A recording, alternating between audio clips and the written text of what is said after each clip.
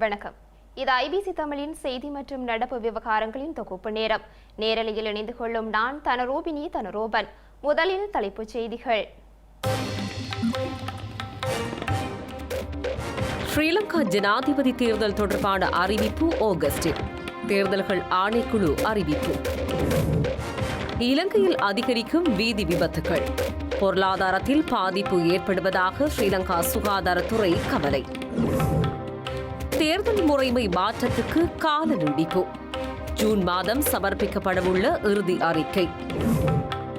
மக்களவைத் தேர்தலுக்கான இறுதிவார பிரசாரங்கள் தீவிரம். தமிழகத்துக்கு வெளி மாநில காவல்துறை பாதுகாப்பு.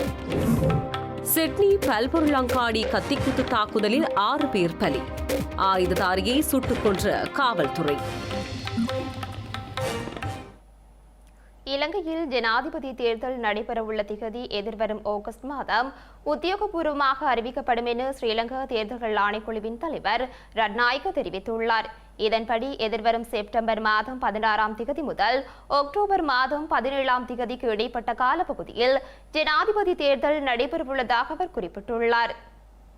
ஸ்ரீலங்காவின் அரசியலமைப்பு மற்றும் ஜனாதிபதி தேர்தல் சட்டம் ஆகியவற்றில் குறிப்பிடப்பட்டுள்ள நடைமுறைகளை கருத்தில் கொண்டு தேர்தல் நடத்தப்படும் திகதி தீர்மானிக்கப்படும் என ஸ்ரீலங்கா தேர்தல்கள் ஆணைக்குழுவின் தலைவர் RML ரத்நாயக்க தெரிவித்துள்ளார். ஜனாதிபதி தேர்தல் நடத்துவதற்கான முன்னாயத்த நடவடிக்கையாக தேர்தல் பதிவேடுகளை தயாரித்தல் உள்ளிட்ட நடவடிக்கைகள் தற்போது ஆரம்பிக்கப்பட்டுள்ளதாக அவர் கூறியுள்ளார். இதேவேளை இலங்கையில் ஜனாதிபதி மற்றும் நாடாளுமன்ற தேர்தலை ஒரே நாளில் நடத்துவது சாத்தியமற்ற செயல் என ஸ்ரீலங்கா தேர்தல் ஆணைக்குழுவின் அதிகாரியொருவர் தெரிவித்துள்ளார். 2 தேர்தல்களையும் ஒரே நாளில் நடத்துமாறு சில தரப்பினரால் முன்வைக்கப்பட்ட கோரிக்கைகளுக்கு பதிலளிக்கும் வகையிலேயே அவர் இதனை தெரிவித்துள்ளார். ஜனாதிபதி தேர்தல் மற்றும் நாடாளுமன்ற தேர்தலுக்கான வாக்குச்சீட்டுகள் வெவ்வேறாக அச்சடிக்கப்பட வேண்டுமென அவர் கூறியுள்ளார். அத்துடன் ஒவ்வொரு மாவட்டங்களுக்கும் தனித்தனியாக வாக்குச்சீட்டுகள் அனுப்பப்பட வேண்டுமெனவும் ஒரே நாளில் 2 தேர்தல்களுக்குமான வாக்குச்சீட்டுகளை அனுப்பப்படுவதன் மூலம் குழப்ப நிலை ஏற்படலாம் எனவும் அவர் குறிப்பிட்டுள்ளார். மேலும் ஜனாதிபதி தேர்தலில் ஒரு தரப்பினருக்கு ஆதரவளிக்கும் அரசியல் கட்சிகள் பொது தேர்தலில் தங்கள் தீர்மானத்தை மாற்ற வாய்ப்புகள் இருப்பதாகவும் அவர் கூறியுள்ளமை குறிப்பிடத்தக்கது.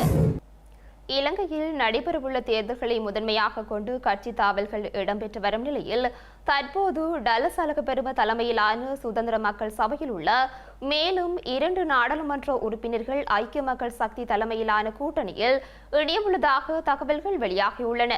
நாடாளுமன்ற உறுப்பினர்களான லலித் எல்லாவல, திலக் ராஜபக்ஷ ஆகிய இருவருமே இவ்வாறாக ஐக்கிய மக்கள் சக்தி கூட்டணியில் இணையவுள்ளதாக தெரிவிக்கப்பட்டுள்ளது. இலங்கையில் நடைபெறவுள்ள ஜனாதிபதி மற்றும் நாடாளுமன்ற தேர்தல்களை இலக்காக கொண்ட சஜித் பிரேமதாச தலைமையிலான ஐக்கிய மக்கள் சக்தி மற்றும் அந்த கட்சியுடன் இணைந்து செயற்படும் கட்சிகளுக்கு இடையிலான புரிந்துணர்வு ஒப்பந்தம் கடந்த 5ஆம் தேதி கைச்சாத்திடப்பட்டது. இதன்போது ஸ்ரீலங்கா பொதுஜன பெரமுனவின் முன்னாள் நாடாளுமன்ற உறுப்பினரான GL பீரிஸ் உள்ளிட்ட 6 அங்கத்தவர்கள் இந்த ஒப்பந்தத்தில் கைச்சாத்திட்டுள்ளனர். அத்துடன் டலஸ் அழகப்பெரும தலைமையிலான சுதந்திர மக்கள் சபையின் 6 உறுப்பினர்களும் இந்த ஒப்பந்தத்தில் கைச்சாத்திட்டிருந்தனர்.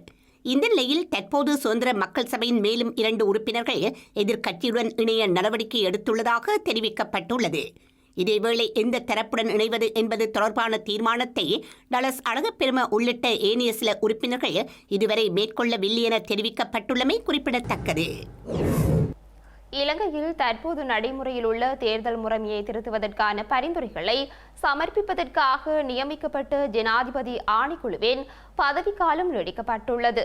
ஸ்ரீலங்கா ஜனாதிபதி ரணில் விக்ரமசிங்கவின் பணிப்புரைக்கு அமைய குறித்த குழுவின் பதவிக்காலம் ஜூன் மாதம் 15ஆம் திகதி வரை நீடிக்கப்பட்டுள்ளது. இலங்கையில் நடைமுறையில் உள்ள தேர்தல் முறையை திருத்துவதற்கான பரிந்துரைகளை சமர்ப்பிப்பதற்காக கடந்த ஆண்டு அக்டோபர் மாதம் 15ஆம் தேதி விசேட ஜனாதிபதி ஆணைக்குழு அமைக்கப்பட்டது. இந்த ஆணைக்குழுவின் பதவிக்காலம் எதிர்வரும் 15ஆம் தேதி நிறைவடைந்திருந்த நிலையில் ஸ்ரீலங்கா ஜனாதிபதி ரணில் விக்ரமசிங்கவின் பணிப்புரைக்கமைய அதன் பதவிக்காலம் ஜூன் மாதம் 15ஆம் தேதி வரை நீடிக்கப்பட்டுள்ளது.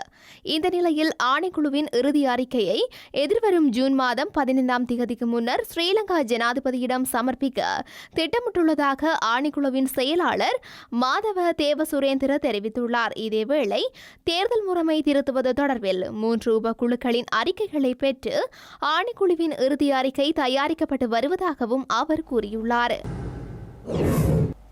இலங்கையில் வீதி விபத்துகளினால் ஏற்படும் மொத்த பொருளாதார சேதம் நாட்டின் மொத்த தேசிய உற்பத்தியில் 3 முதல் 5 வீதம் என வைத்திய நிபுணர் ருவன் துஷார மதிவலகே தெரிவித்துள்ளார். ஒரு நாடாக வீதி விபத்துகளுக்காக இலங்கை பாரிய தொகையை செலவிடுவதாகவும் இந்த பொருளாதார பேரழிவு சுகாதாரத்துறைக்கு மட்டுமல்லாது முழு நாட்டையும் பாதிப்படைய செய்வதாக அவர் சுட்டிக்காட்டியுள்ளார். இலங்கையில் கடந்த ஆண்டு பதிவான வீதி விபத்துகளால் 2280 பேர் உயிரிழந்ததாகவும் பலர் படுகாயமடைந்துள்ளதாகவும் வைத்திய நிபுணர் ருவன் துஷாரா மதிவலகே சுட்டிக்காட்டியுள்ளார். எனினும் இந்த ஆண்டின் ஏப்ரல் மாதம் 2ஆம் திகதி வரையான காலப்பகுதிகள் சுமார் 566 பேர் வீதி விபத்துகளில் உயிரிழந்துள்ளதாகவும் 2000க்கும் அதிகமானோர் காயமடைந்துள்ளதாகவும் அவர் கூறியுள்ளார். மகளுந்து விபத்துகளால் ஏற்படும் ஆண்டு சேதத்தின் அளவு சுமார் 730 பில்லியன் ரூபாய் என உலக வங்கி மற்றும் உலக சுகாதார அமைப்பு கூறியுள்ளதாக அவர் சுட்டிக்காட்டியுள்ளார். பாதிக்கப்பட்டவர்களுக்கான சிகிச்சை செலவு, இறந்தவர்களினால் குடும்பத்திற்கு ஏற்பட்ட சமூக பொருளாதார சேதம், விபத்துகளினால் வாகனங்களுக்கு ஏற்படும் சேதங்கள் உள்ளிட்ட மொத்த பெறுமதியாக இந்த விலை கணிக்கப்படுவதாக அவர் தெரிவித்துள்ளார். எனினும் ஸ்ரீலங்காவின் சுகாதாரத்துறைக்காக இந்த ஆண்டு 410 பில்லியன் ரூபாய் மாத்திரம் ஒதுக்கப்பட்டுள்ளமை கவலை அளிப்பதாக ருவன் துஷார மதிவலகே தெரிவித்துள்ளார். இந்த பாரிய சமூக பொருளாதார அனர்த்தத்தை தவிர்ப்பதற்காக வாகன விபத்துகளை தடுக்கும் பணியை காவல்துறையினர் மற்றும் சுகாதார திணைக்களத்தினரால் மாத்திரம் செய்ய முடியாது என ருவன் துஷார மதிவலகே மேலும் தெரிவித்துள்ளமை குறிப்பிடத்தக்கது. அம்பாறையில் இடம்பெற்ற வீதி விபத்தில் வாகனங்களில் பயணித்தவர்கள் பலத்த காயங்களுடன் வைத்தியசாலையில் அனுமதிக்கப்பட்டுள்ளனர். விபத்து சம்பவம் தொடர்பிலான மேலதிக விசாரணைகளை காவல்துறையினர் முன்னெடுத்துள்ளனர். அம்பாறை பெரிய நீலாவணை பகுதியில் நேற்று மாலை மழையுடனான காலநிலை நிலவியிருந்தது. இவ்வாறான நிலையில் மட்டக்களப்பிலிருந்து நிந்தவூர் நோக்கி சென்று கொண்டிருந்த மகளுந்து ஒன்று மருதமுனை பிரதான வீதியில் திரும்ப எத்தனித்த போது உந்துருளி, முச்சக்கர வண்டி மற்றும் பேருந்து என்பன ஒன்றுடன் ஒன்று மோதி விபத்துக்குள்ளாகியுள்ளன. இதன்போது உந்துருளி மற்றும் முச்சக்கர வண்டிகளில் பயணித்தவர்கள் விபத்தில் காயமடைந்த நிலையில் வைத்தியசாலையில் அனுமதிக்கப்பட்டுள்ளனர். குறித்த விபத்து தொடர்பான மேலதிக விசாரணைகளை பெரிய நீலாவணை காவல்துறையினர் மேற்கொண்டு வருகின்றனர். தற்போது சீரற்ற காலநிலை நிலவுவதால் வீதிகளை பயன்படுத்தும் பொதுமக்கள் மற்றும் சாரதிகள் அவதானத்துடன் செயற்படுமாறு பெரிய நீலாவணை காவல்துறையினர் அறிவுறுத்தியுள்ளனர். இத்துடன் இன்றைய செய்தி நேரம் நிறைவுக்கு வருகின்றது. உடனுக்குடன் செய்திகளை அறிந்து கொள்ள IBCTamil.com என்ற இணையதளத்தினை பார்வையிடுங்கள். வணக்கம்.